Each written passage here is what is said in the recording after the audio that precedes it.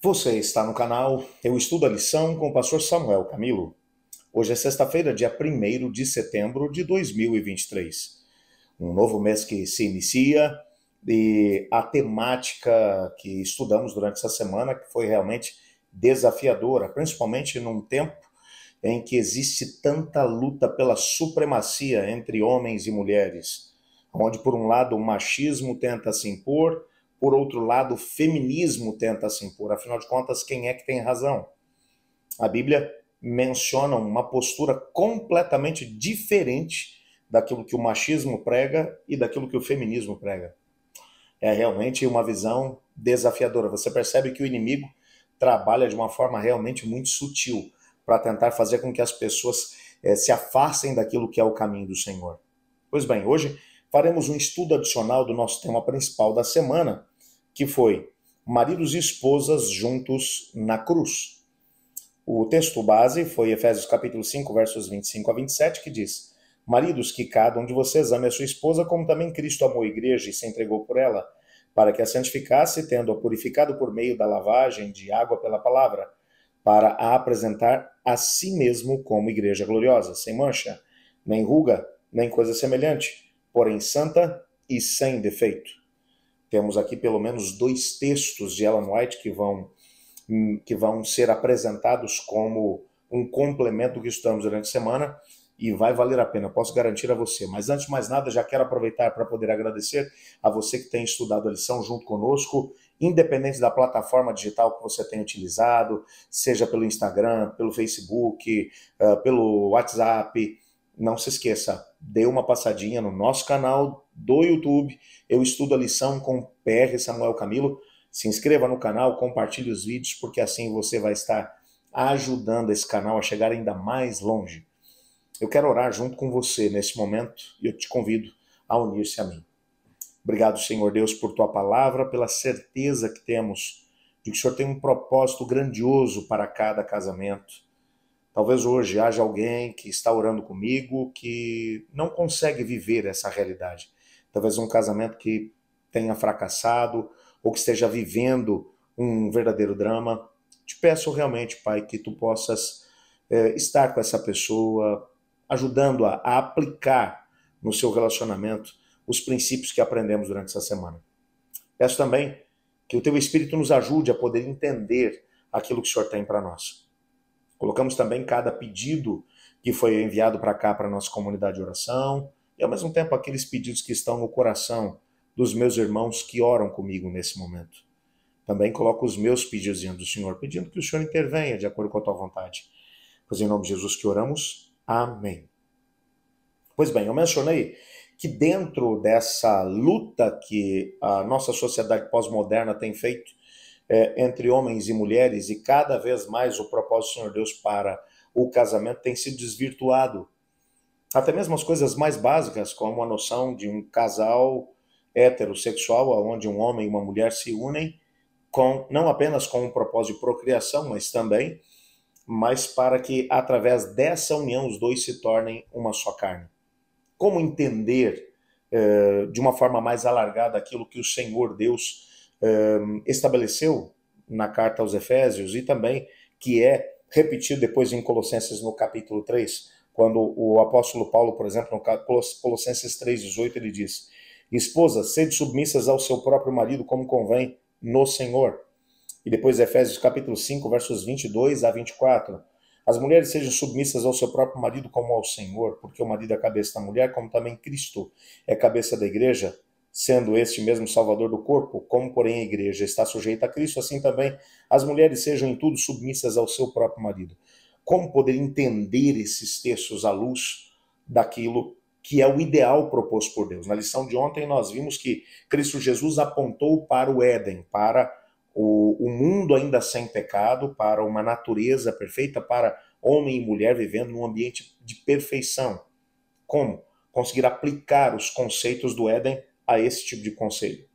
Bom, por isso, entendemos que o dom de profecia foi dado com o propósito de fazer com que a luz menor, ou seja, esses conselhos dados ao profeta, deveriam apontar para uma compreensão mais alargada daquilo que a Bíblia menciona, e pelo menos dois textos que vão aparecer aqui. O primeiro deles é do livro Lar Adventista, na página 93, onde Ellen White diz assim: não intentem impor um ao outro seus desejos. Ellen White está falando aqui sobre a tentativa de marido e mulher, às vezes, de impor a sua vontade ao outro, usando a Bíblia como se fosse uma escora para o seu desejo de colocar o outro em submissão. Então, repito aqui o texto. Não intentem impor um ao outro os seus desejos. Não é possível fazer isso e, ao mesmo tempo, reter o amor mútuo. Sejam bondosos, pacientes, longânimos, corteses e cheios de consideração mútua. Olha que conselho fabuloso. Primeiro, ela vai dizer, não tentem impor um ao outro os seus desejos. Tentar fazer com que o outro se submeta a você. Ok. E ela explica o porquê. Porque não é possível fazer isso, ou seja, impor aquilo que você quer, a sua vontade para o outro, e ainda assim reter o amor mútuo.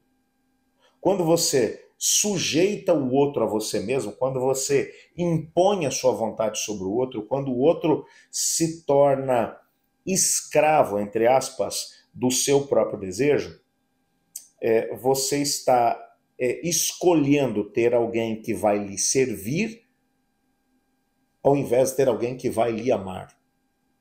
Existe uma diferença muito grande, biblicamente falando, entre o serviço que é efetuado por amor.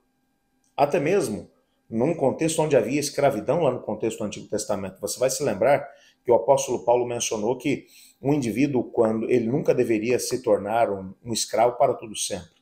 Depois de 7 anos servindo ao seu senhor, ele deveria ser liberado. Mas vamos imaginar que durante esse tempo em que ele estava servindo ao seu mestre, que ele tivesse se casado com uma outra moça da casa e assim por diante, e agora indo embora, talvez ele não tivesse condições de poder comprar a liberdade da outra pessoa para poder levá-la junto, ou ele tivesse aprendido a amar o seu Senhor. Ele poderia escolher servir o seu Senhor para sempre por causa do amor e consideração que tinha ao seu Senhor.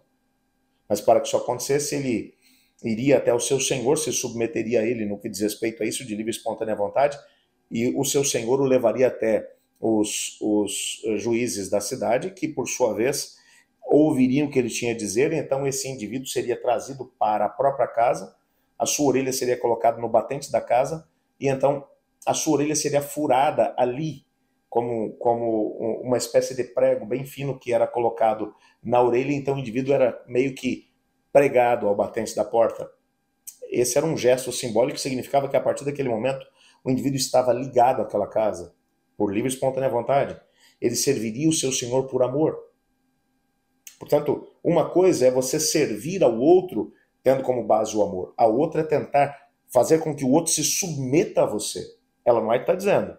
É impossível forçar uma pessoa a se submeter aos seus desejos, às suas vontades, e ainda assim reter o amor mútuo. Você tem que escolher uma coisa ou outra. Daí o que ela vai dizer que deve fazer parte da experiência do marido e da mulher? Bondade, paciência, longanimidade, cortesia, consideração mútua. Eles, ao invés de buscar a submissão do outro, sejam bondosos, pacientes, longânimos, corteses, cheios de consideração mútua. E aí você vai ter um lar feliz, um casamento feliz. O outro texto que ela vai aqui mencionar é um texto também do livro Lar Adventista, nas páginas 90 e 91, aonde ela vai dizer aqui o seguinte: não raro se faz a pergunta, não deve a esposa ter vontade própria? A Bíblia claramente afirma que o marido é a cabeça da família. Se essa injunção terminasse aqui, poderiam dizer que a posição da esposa não é nada invejável. Muitos maridos ficam apenas com as palavras: as mulheres sejam submissas ao seu próprio marido. Mas, por favor, leiam a conclusão do mesmo verso. Como ao Senhor. Deus pede que a esposa conserve seu temor e sua glória sempre diante de si. Inteira submissão deve ser somente ao Senhor Jesus Cristo, que a comprou como propriedade sua, pelo infinito preço da sua vida. Sua submissão ao marido deve estar na base da indicação de Deus, como ao Senhor. E é claro, na base daquilo que Deus estabeleceu, Uma esposa só será submissa ao seu marido se o seu marido estiver disposto a amá-la como ao Senhor. E na base daquilo que o apóstolo Paulo mencionou no todo, dentro do capítulo 5, que é submissão de uns para com os outros. Então a submissão da mulher, ela vai estar exatamente em paralelo à submissão do homem. O amor do homem vai estar em paralelo com o amor da mulher. Você compreende que o amor e a submissão caminham juntos. Um vai se submeter ao outro se houver o amor. O amor é a base para isso tudo. E não é o amor como mero sentimentalismo. É o amor como decisão. É o amor na saúde, na riqueza, na prosperidade e na adversidade. É na saúde, é na doença, é em todas as circunstâncias. É quando as coisas estão boas e estão ruins. Amor, na perspectiva bíblica, como aquilo que a gente mencionou durante a semana, não é um sentimentalismo, é uma decisão. Então você ama o outro e oferece ao outro tudo aquilo que o amor oferece. Você quer saber o que o amor oferece? É fácil. Eu te convido então para abrir a sua Bíblia, se você puder, num texto que é fabuloso. Um texto que menciona o que é que Deus espera do marido e da esposa.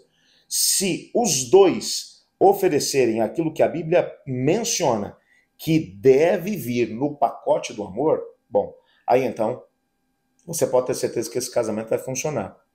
Olha só o que o próprio Paulo fala em 1 Coríntios 13.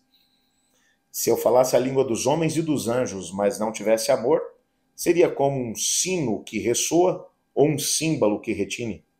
Se eu tivesse o dom de profecias, se entendesse todos os mistérios de Deus e tivesse todo o conhecimento, e se tivesse uma fé que me permitisse mover montanhas, mas não tivesse amor, eu nada seria. Se desse tudo que tenho aos pobres e até entregasse o meu corpo para ser queimado e não tivesse amor, de nada adiantaria. Agora que a partir do verso 4 ele diz o que é o amor. O amor é paciente e bondoso.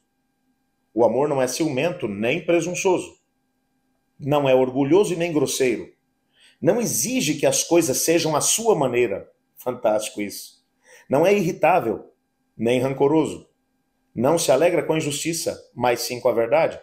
O amor nunca desiste, nunca perde a fé. Sempre tem esperança e se mantém firme. E depois ele continua com um texto aqui.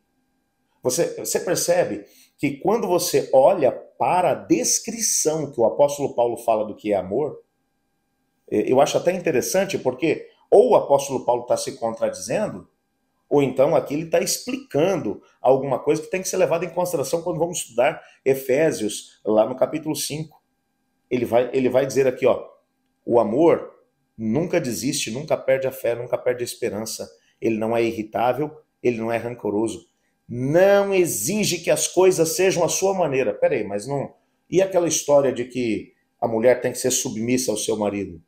Submissão não é deixar que o marido coloque as coisas da sua maneira? Imponha a sua maneira de ser e de estar? Não. Mas ele acabou de dizer, o amor não é orgulhoso, não é grosseiro, ele não é irritável, nem rancoroso, e nem exige que as coisas sejam à sua maneira. Então, para você poder harmonizar o que é amor com aquilo que o apóstolo Paulo está falando que deve ser o relacionamento de homens e mulheres, você só pode chegar a uma conclusão. A submissão tem que ser de ambas as partes. Em algumas circunstâncias, o homem vai se submeter à mulher, porque ela é referência da maneira como o Senhor Deus a criou em determinados assuntos. Em outros assuntos, o homem será a referência. Mas, pastor, quando é que a gente vai saber disso? Bom, aqueles que talvez sejam casados há mais tempo sabem daquilo que eu estou falando. Chega um determinado momento em que você sabe que a esposa ou que o marido é referência em algumas coisas. Então, um pode olhar para o outro e dizer, olha, nesse quesito, eu acho que você tem mais condições de poder decidir do que eu. O que você acha que é melhor?